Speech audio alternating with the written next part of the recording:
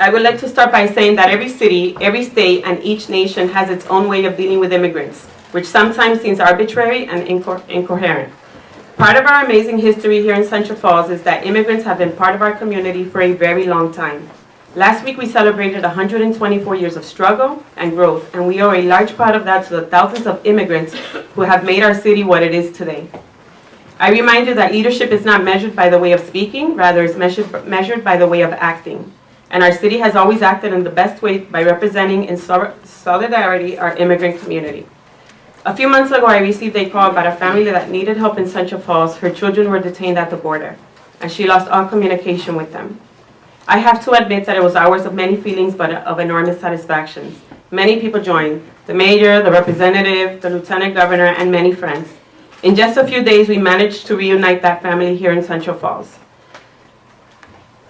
This is just one of the many stories that I have witnessed and that we have had the opportunity and blessing of being able to help reunite. This is true evidence that unity brings strength.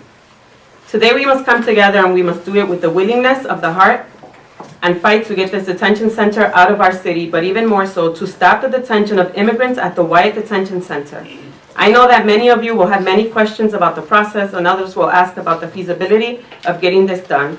I know many will have questions about contracts, legal terms, and legal actions. Those who know me have spoken to me on the subject of the detention center know my position since day one.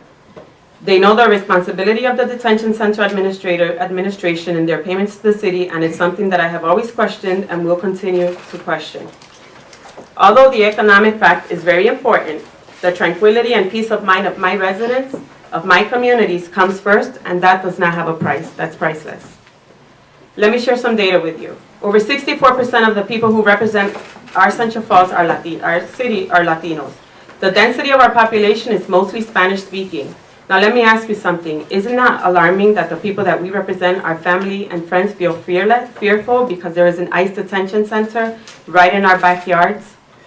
Central Falls is the home of more than 19,000 residents, and over 74% are American citizens, which means that a significant number are not citizens and are part of those whom I represent in the same way and will continue to fight for today, tomorrow, and always, just as if they were U.S. citizens.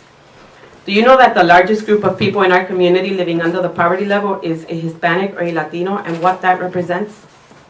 Between the start of Donald Trump's government and the end of fiscal year 2018, ICE arrested more than 150,000 immigrants, representing an increase of 45% over the same period the previous year. Did you know that historically, immigrant workers are essential to this nation and are a part of the growing sector of North America? Did you know that in 2008, an immigrant died due to the lack of medical attention at the Wyatt?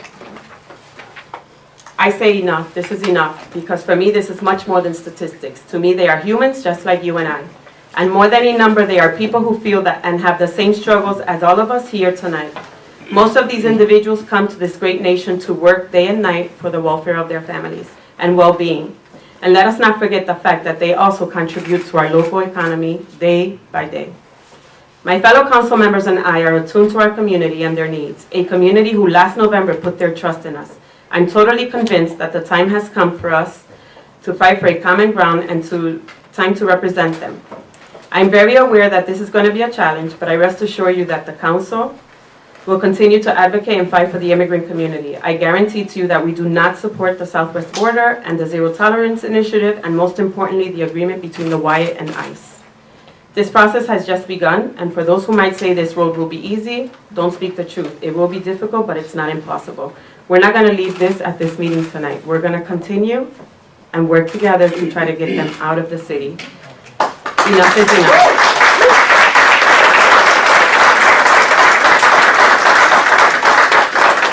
With that being said, Councilwoman Jessica Vega, Councilman Jonathan Acosta, Councilman Hugo Figueroa, and Councilman Solano, and myself invite you to join us Saturday here at City Hall at 1 o'clock. We will be marching to the Wyatt and holding a rally over there in support. This is something that we need to continue. Our community is built by immigrants. We cannot allow for this to continue to happen in our backyards. Thank you.